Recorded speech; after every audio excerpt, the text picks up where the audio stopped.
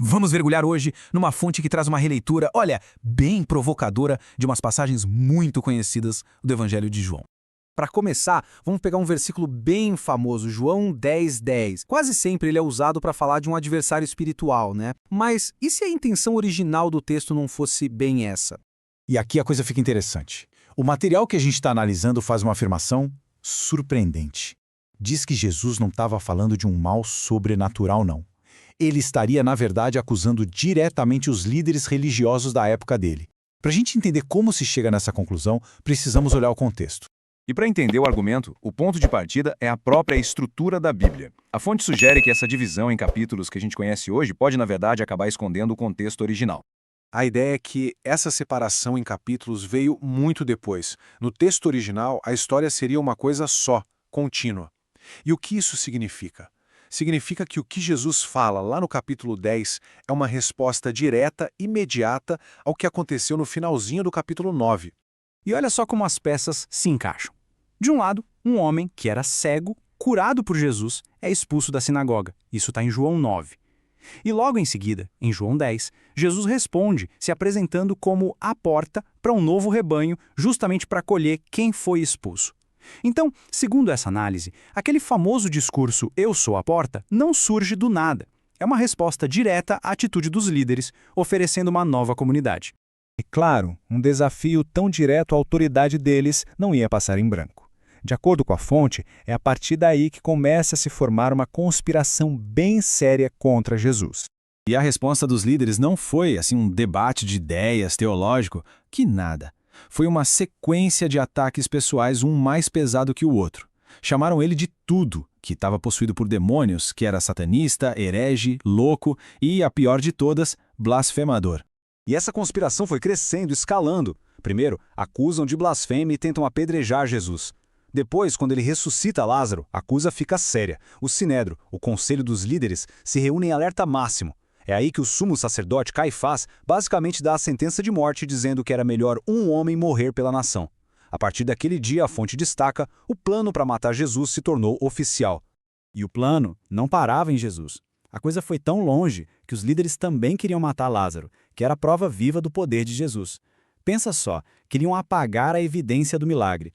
Isso, para essa linha de interpretação, reforça a ideia de que, naquele contexto, quem estava ali para matar e destruir eram os próprios líderes religiosos. Bom, diante de toda essa oposição, o que Jesus faz? Segundo a fonte, os ensinamentos finais dele foram todos focados em uma coisa: criar uma comunidade diferente, uma alternativa que pudesse resistir a tudo isso. E um exemplo disso é a cena do lava-pés. A fonte interpreta isso não como um ritual para ser repetido, mas como uma lição fundamental sobre humildade e igualdade.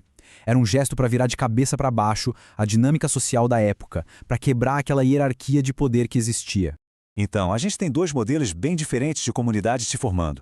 De um lado, o sistema dos líderes, pura hierarquia e poder, um sistema que exclui.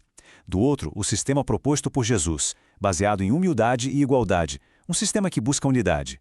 Um tem profissionais assalariados, o outro, gente movida por uma missão. Um abandona na crise, o outro prega o serviço mútuo.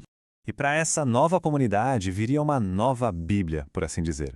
A fonte diz que Jesus substituiu as 613 leis da Torá por um único mandamento: amem-se uns aos outros, assim como eu os amei. Não era só mais uma regra na lista. Era a base de tudo. O princípio central era manter a união do grupo, principalmente para quando ele não estivesse mais ali. E essa ideia de preparar o grupo para a ausência dele nos leva para a parte talvez mais abstrata e polêmica dessa releitura, que é sobre a natureza do Espírito Santo. Afinal, o que é o Espírito Santo? A teologia tradicional tem uma resposta bem definida para isso.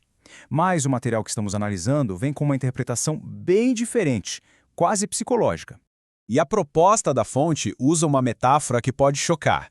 O Espírito Santo seria, na verdade, um placebo.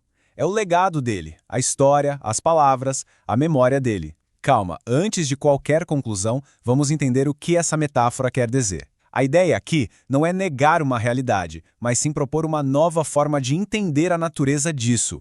Então, o que seria esse espírito nessa interpretação? Seria a memória, o legado poderoso da vida e dos ensinamentos de Jesus, que continuaria vivo dentro dos seguidores.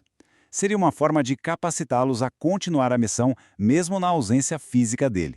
A ideia por trás do placebo é essa: uma ferramenta psicológica poderosa, não uma entidade externa, mas o legado dele internalizado, agindo como se fosse a presença dele. E qual seria a função desse espírito? Bom, primeiro, consolar os seguidores, como na promessa não vos deixarei órfãos. Segundo, lembrar a eles de tudo que foi ensinado e também dar a confiança para que eles fizessem obras maiores, revelando a força que eles já tinham. No fim, o objetivo era garantir que a missão continuasse através da união do grupo. Ou seja, a promessa seria uma preparação psicológica profunda. E tudo isso nos leva a uma provocação final, o ponto culminante dessa análise. A fonte aponta um detalhe importante. Às vezes, o que Jesus ensinava batia de frente com as Escrituras. Por exemplo, as Escrituras diziam que o Messias ficaria para sempre, mas Jesus vivia falando que ia partir. Isso criava um dilema, um conflito direto para quem o ouvia. E aí é que fica a pergunta final que essa interpretação deixa no ar. Uma pergunta que desafia a própria base da autoridade das Escrituras. Afinal, é possível seguir mais a pessoa do que os textos escritos sobre ela? Onde, no fim das contas, a confiança deve ser depositada? Uma questão para se pensar. Este vídeo é apenas um resumo de um estudo mais amplo e aprofundado. Clique no vídeo para saber mais.